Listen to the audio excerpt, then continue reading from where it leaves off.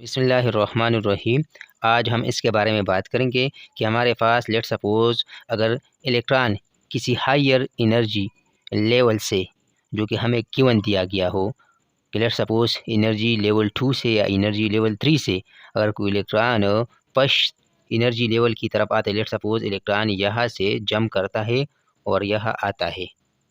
First energy level यानी ये first है, ये सेकंड है, ये थर्ड है, ये फोर्थ है, ये फिफ्थ है और ये सिक्स्थ है। वो एनर्जी लेवल है शेल से। तो अगर कोई इलेक्ट्रॉन थर्ड शेल से फर्स्ट शेल की तरफ आता है तो कितनी स्पेक्ट्रल लाइंस इमिट होगी, या अगर कोई इलेक्ट्रॉन फिफ्थ एनर्जी लेवल से आता है कहाँ पे, फर्स्ट एनर्जी लेवल पे, तो कितनी स्पेक्ट्रल लाइंस इमिट होगी। आज हम इंशाल्लाह इसके बारे में बात करेंगे। तो आइए चलते हैं। तो हमें पता है कि हमारे पास हाइड्रोजन एटम में सिंगल इलेक्ट्रॉन है, लेकिन एनर्जी लेवल से या जो शेल्स है या जो ऑर्बिट्स है वो बहुत ज़्यादा है। तो अब अगर हमें किसी क्वेश्चन में, यूनिट टेस्ट के क्वेश्चन में या कोई वैसा ही कोई टेस्ट हो या इंटरव्यू में हमें पूछा जाए कि लेट सपोज, सुन लो, इलेक्ट्रॉन किसी गिवन एनर्जी लेवल से फर्स्ट एनर्जी लेवल की तरफ आता है तो how many spectral lines are emitted, यानी हमने उस तादाद को फाइंड करना है। तो किस तरह, लेट सपोज ये हमारे पास एनर्जी लेवल 1 है यानी ग्राउंड स्टेट है, और ये हमारे पास एनर्जी लेवल 2 है यानी सेकंड शेल है और ये फर्स्ट शेल है। अब इलेक्ट्रॉन अगर इसी सेकंड शेल से फर्स्ट शेल की तरफ ट्रांजिशन करता है तो यहाँ से रेडिएशन इमिट होगा। तो अब ये जो रेडिएशन इमिट हुआ ये कितनी टाइप का होगा, तो अब ये तो जस्ट 2 शेल से फर्स्ट शेल की तरफ आ गया, तो इससे हमारे पास जस्ट 1 स्पेक्ट्रल लाइंस इमिट होगा। अब अगर कोई इलेक्ट्रॉन, सुन लो, थर्ड शेल में है और वो फर्स्ट शेल में आना चाहता है तो उसके लिए फिर पॉसिबिलिटी ज़्यादा है। किस तरह, या तो वो डायरेक्ट थर्ड से फर्स्ट में ट्रांजिशन करता है, तो अगर वो डायरेक्ट करता है तो एक स्पेक्ट्रम लाइन तो इससे इमिट होगा। लेट सपोज ये सेकंड पॉसिबिलिटी क्या है कि थर्ड एनर्जी लेवल से किसकी तरफ आए, सेकंड की तरफ आए, तो जब वो यहाँ से आता है तो भी हमारे पास सेकंड एनर्जी इमिट होगा। और थर्ड पॉसिबिलिटी ये है कि वो जिस तरह थर्ड से सेकंड में आया फिर सेकंड से फर्स्ट, तो मतलब ये कि इसी केस में हमारे पास कितने स्पेक्ट्रल लाइंस इमिट होंगे, 3।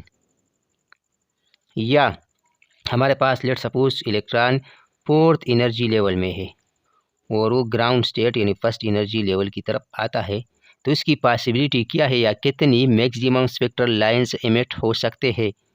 तो सबसे पहले ये कि वो डायरेक्ट फोर्थ से फर्स्ट की तरफ आए, तो डायरेक्ट आता है तो एक स्पेक्ट्रम लाइन तो ये हो गई।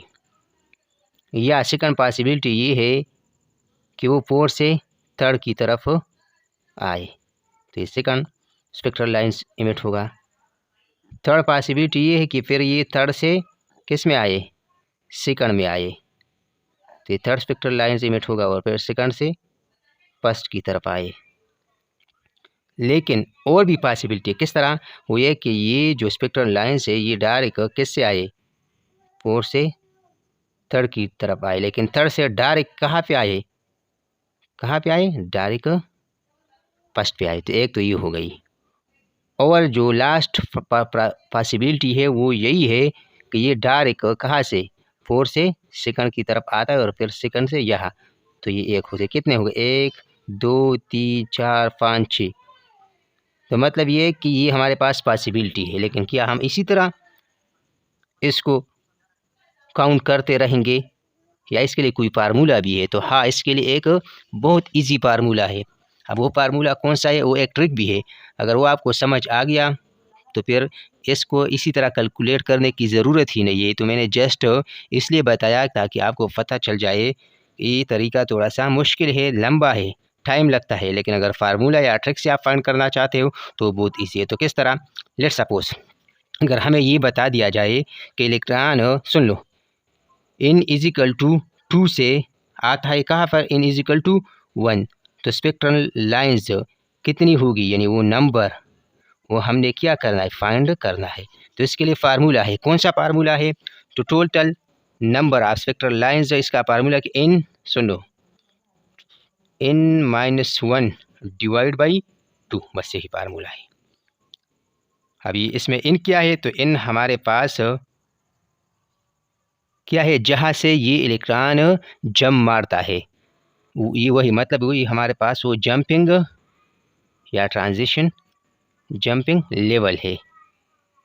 तो अब अगर ये हमारे पास इन2 यानी कहाँ से 2 से 1 की तरफ, तो इस फार्मूले में हम पुट करते हैं तो हमारे पास जो स्पेक्ट्रल लाइंस की तादाद है वो हमारे पास क्या, इन हमारे पास क्या है यहाँ की 2, और फिर n-1 यानी 2-1 डिवाइड बाई 2।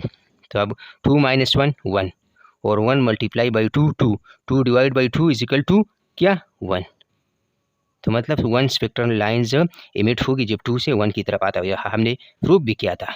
अब इसके लिए लेट सपोज यहाँ पे कितने, तो सुन लो, इन हमारे पास यहाँ पे क्या है 3 से आ रहा है, हमें गिवन दिया गया होगा कि वो कब कहाँ से आ रहा है, इलेक्ट्रॉन कहाँ से ट्रांजिशन कर रहा है, तो 3 से आ रहा है कहाँ पे 1 पे, तो यहाँ इनकी जगह हम क्या पुट करेंगे 3, और यहाँ n3 n-1 यानी 3-1 डिवाइड बाई 2। तो अब 3-1 2, 2 3 जा 6, और 6 को अगर हम 2 पे डिवाइड करते हैं तो क्या आएगा 3, तो वही 3 आ गया। लेकिन ये फार्मूला है। अब इसके लिए जब वो 4 से आता है तो वही फार्मूले में पुट कर लो, क्या 4 -1 डिवाइड बाई 2। अब 4-1 3, 3 4 जा 12, और 12 को अगर हम 2 पे डिवाइड करते तो क्या आएगा 6, तो देखो ना 6। अब इसी तरह अगर वो 5 से आता है तो बस इस फार्मूले से 5 -1 डिवाइड बाई 2, 5 -1 4, 4 5 जा 20, 20 डिवाइड बाई 2 10। अगर ये हमारे पास 6 से आता है तो फिर हमारे पास कितने spectral lines, number of spectral lines will be emitted. तो हमारे पास 6, क्योंकि 6 से आ रहा है कहाँ पे 1 पे, तो 6 6 -1 डिवाइड बाई 2।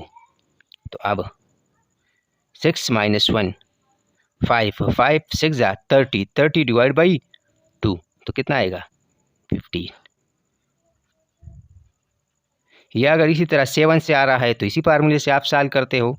तो मतलब ये कि यही वो फार्मूला है जिससे हम ये फाइंड कर सकते हैं, अगर हमें कोई वैल्यू गिवन दिया गया हो कि इलेक्ट्रॉन, या लेट सपोज अगर हमें लेट सपोज सुन लो, अगर हमें दिया गया हो कि इलेक्ट्रॉन आ रहा है इन इज इक्वल टू 8 से कहाँ पे, इन इज इक्वल टू 1 की तरफ, तो कितने स्पेक्ट्रल लाइंस इमिट होंगे। तो इस फार्मूले में देखो, number of spectral lines n-1, क्योंकि 1 की तरफ आ रहा है, डिवाइड बाई 2।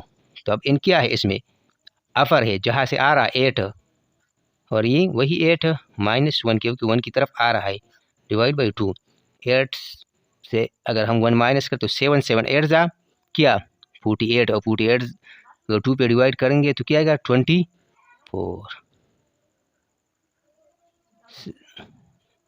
नहीं 56, 56 को अगर 2 पे डिवाइड करते हैं तो हमारे पास क्या आएगा 28 आएगा। तो एक तो ये ट्रिक हो गया। अब दूसरा अगर आप गौर से देखिए तो ये ट्रिक किस तरह बन गया, क्योंकि फर्स्ट 2 से अगर 1 की तरफ आए तो 1 स्पेक्ट्रल लाइंस, 3 से अगर 1 की तरफ तो 3, 4 से अगर 1 की तरफ तो 6, 5 से अगर 1 की तरफ तो 10, और 6 से अगर 1 की तरफ तो 15, 7 से अगर 1 की तरफ तो 21, 8 से अगर 1 की तरफ तो 28। तो इससे क्या एक और ट्रिक भी बनता है, किस तरह सुन लो, फर्स्ट 1, फिर 3, फिर 6, फिर 10, फिर 15, फिर 21। तो अब ये किस तरह है सुन लो ना, 1 के साथ 2 ऐड अप हो रहा है, फिर 3 के साथ 3 ऐड हो रहा है, फिर 6 के साथ 4 ऐड हो रहा है, फिर 10 के साथ 5 ऐड हो रहा है, फिर 15 के साथ 6 ऐड हो रहा है। मतलब ये कि इनके साथ एक एक इंक्रीज करता जा रहा है। तो ये भी हमारे पास एक ट्रिक क्या बन गया, क्योंकि फर्स्ट से 1, फिर 3, फिर 6, फिर 10, फिर 15, फिर 21।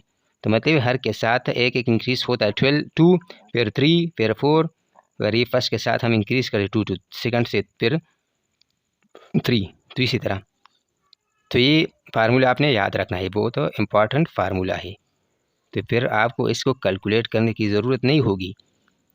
तो फिर जस्ट इस फार्मूले में वैल्यू पुट करें और आपके पास आएगा कि कितने स्पेक्ट्रल लाइन से इमिट करेगा। तो उम्मीद करता हूँ ये वीडियो आपको पसंद आई होगी। फिर भी कोई क्वेश्चन हो तो आप कमेंट्स में पूछ सकते हैं। वीडियो को लाइक करें, शेयर करें। Thank you.